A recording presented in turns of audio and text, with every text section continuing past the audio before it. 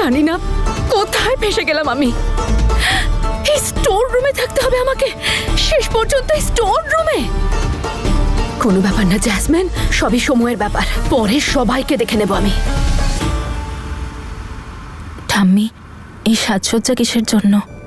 এসব তো তোর জন্যে মা।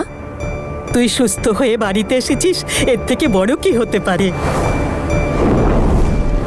Miss Tanu, according to year report তুমি প্রেগনেন্ট নও।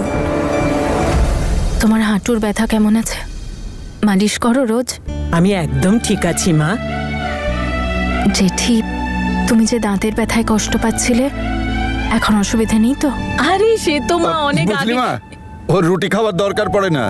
ও লোকের মাথা চিবিয়ে খেতে ভালোবাসে, আর তার জন্য ওকে দাঁতের ব্যবহার করতে হয় না। ও আমাকে নিয়ে এত চিন্তা করে, আর আমি ওকে দূরে পাঠাতে চেয়েছিলাম।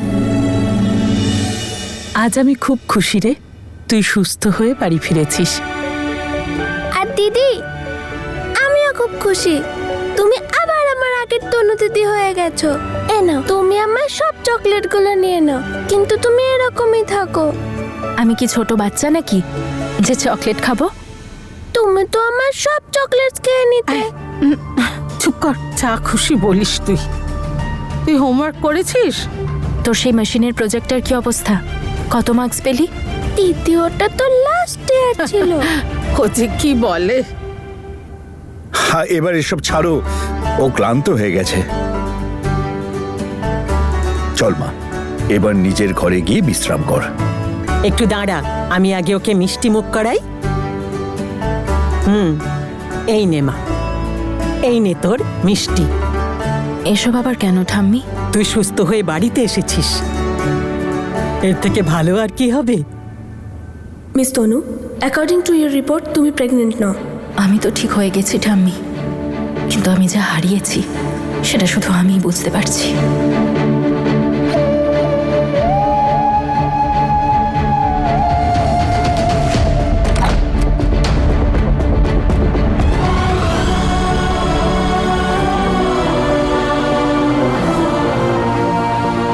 আমি মা হতে চলেছি অঙ্গদ। আপনি জানেন অমৃত কাউকে মারেনি, আমিও সেটা জানি। এখন এটা জরুরি যে অমৃত সেই ব্যাপারটা জানুক আর জ্যাসমিন সাজা পাক।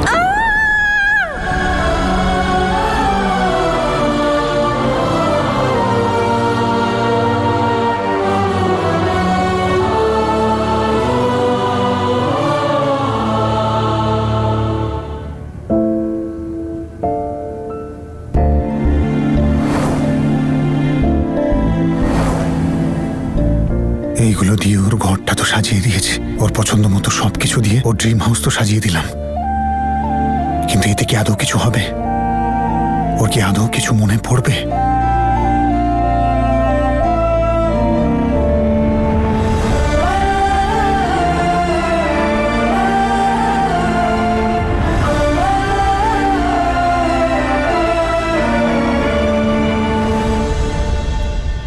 এসব আমি কি করতে গেলাম আর কি হয়ে গেল? আমি আমার রাস্তা ক্লিয়ার করতে চেয়েছিলাম, উল্টে ওই অসুস্থ তনুর রাস্তা ক্লিয়ার হয়ে গেল, আর এখন তো অসুস্থ নয়, সুস্থ হয়ে গেছে। আমি যেটাই করতে যাই প্রত্যেকবার সেটার উল্টোই হয়ে যায়। হে উপরওয়ালা, কি লিখে রেখেছো তুমি আমার কপালে? আমার এ কুল ও কুল দুকুলি গেল না, বাপের বাড়ি যেতে পারবো। আর শাশুড়ি মা, একমাত্র শাশুড়ি মাই তো ছিল যে আমার পক্ষে ছিল। উনি তো তনুকে না, মানে অসুস্থ তনুকে উনি পছন্দ করতেন না, কিন্তু ভালো তনুকে তো, কিন্তু তনুকে সুস্থ দেখলে তো উনি নিজে ঢোল করতাল বাজিয়ে ওনার বাড়িতে বৌমা করে নিয়ে যাবে। সবকিছু গন্ডগোল হয়ে গেল, সবকিছু।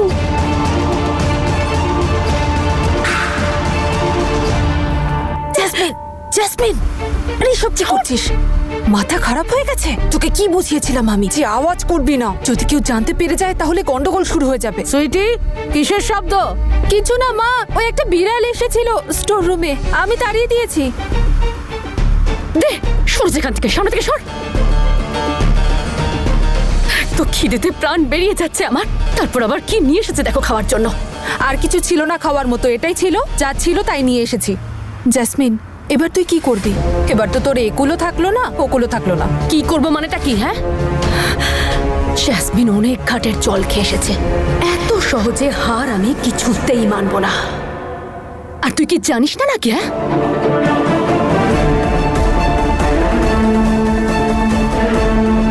আমার কাছে ইন্স্যুরেন্স পলিসি আছে, আর এইটার মাধ্যমেই আমি আবার ওদের জীবনে ফিরে যাব।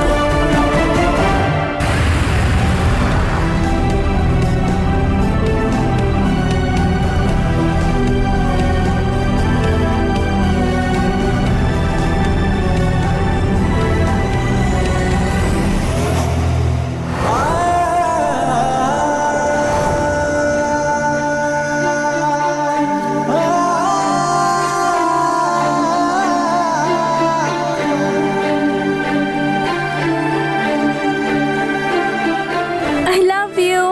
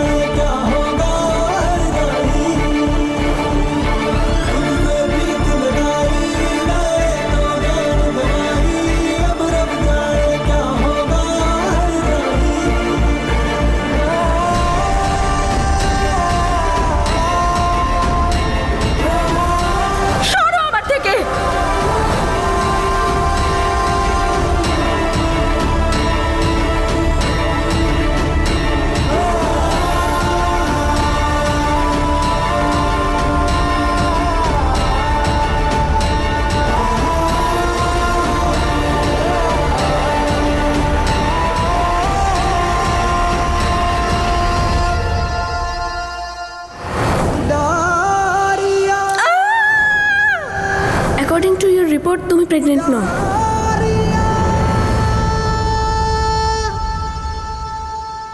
মা, এই এই আমার রুমটা এরকম অন্যরকম লাগছে কেন? ছোট বাচ্চাদের মতো রুম, এত রকম রং, যেন যেন কোনো ছোট বাচ্চা থাকে।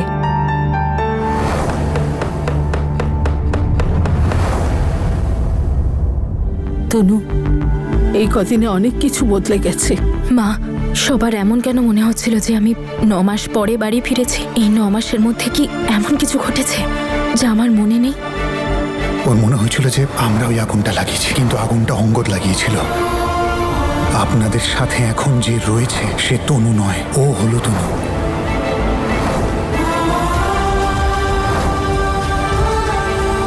আমি কি অন্য কেউ ছিলাম, নাকি আমার অন্য কোনো রূপ তোমরা দেখেছ? যদি এরকম কিছু হয়ে থাকে তাহলে প্লিজ আমাকে বলো, বলো কি হয়েছিল আমার সাথে। হ্যাঁ রে মা, এই 9 মাস তুই আমাদের তনু নয়, অন্য কেউ ছিলিস। আর তোর মানসিক অবস্থা। আরে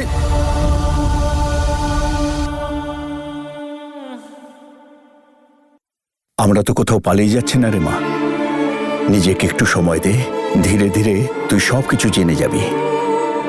এখন তোর মনটা একটু শান্ত হওয়া দরকার, সেই জন্য অন্য কিছু ভাবিস না।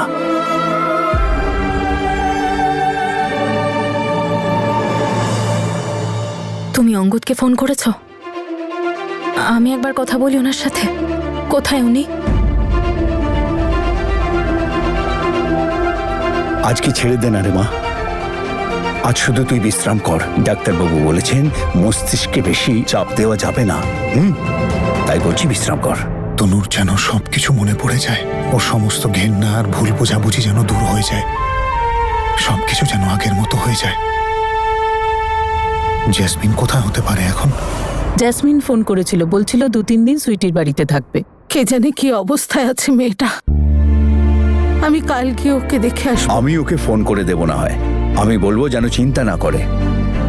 তনু তাড়াতাড়ি সব বুঝবে। ওরও নিশ্চয়ই খারাপ লাগছে যে তনু ওকে আর ভীরকে এইসব ঘটনার জন্য দায়ী ভাবছে। উপরওয়ালা করুন তনুর ভুল বোঝাবুঝি যেন মিটে যায়, কারণ বেচারি জেসমিনকে এই অবস্থায় দূরে থাকতে হচ্ছে। এই অবস্থাতে ওর ড্রামা যেন বন্ধ হচ্ছে না, ওর স্বভাবটাই এমন।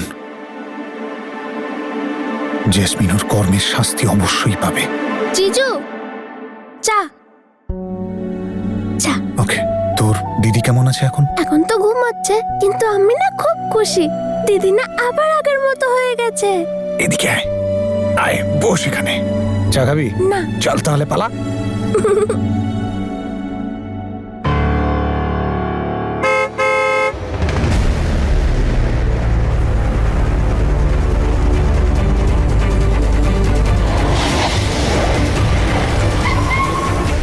আরে দেখে চালানো যায় না?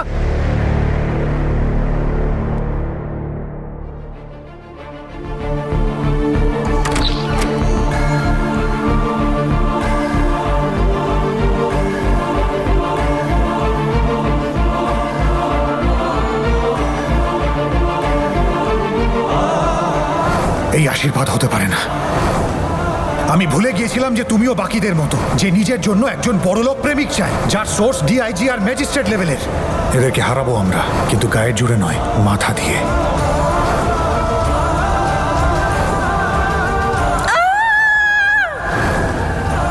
অ্যাকর্ডিং টু ইউর রিপোর্ট তুমি প্রেগনেন্ট নও।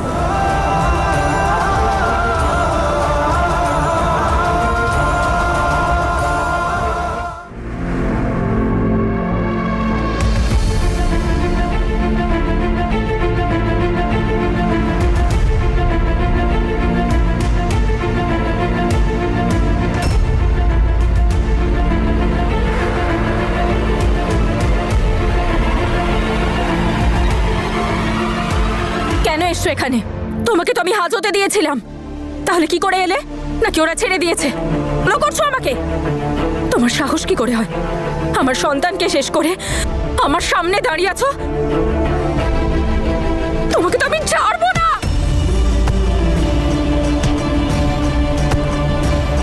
তনু কি করছিস কি? তনু কি করছিস? তনু লাঠিটা দিয়ে দে, লাঠিটা দিয়ে দে। ছাড়বো না ওকে। ও একটা খুনি, ও আমার সন্তানকে শেষ করে দিয়েছে। ও আর জ্যাসমিন দুজনে মিলে আমাকে শেষ করতে চেয়েছিল, পুড়িয়ে মারতে চেয়েছিল। ওই দুর্ঘটনার সঙ্গে এদের কোনো যোগাযোগ নেই। ওরা একদম নির্দোষ। না বাবা, ও নির্দোষ নয়। আর তুমি কেন মিথ্যে বলছো? কেন ওকে বাঁচাতে চাইছো? তুমি ঠিক বলতে বাবা, ওকে তো বিশ্বাস করাই উচিত নয়। আর তুমি ওকে যতটা ঘৃণা করতে না, ততটাই আমি ওকে ঘৃণা করি এখন।